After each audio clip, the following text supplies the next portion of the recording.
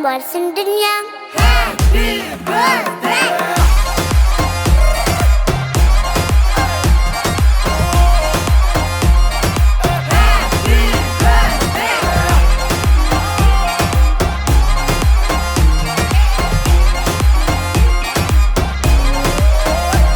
Geldi yakından bari ellerinden soğukları şeyde belleğe düşüp hiç unutmaz yani.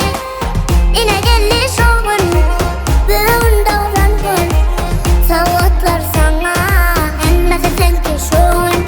Sadece yaşın kutlayan, okşayan, kucaklayan Ödüden bolsun yani, odan bolsun dünyan. Happy birthday.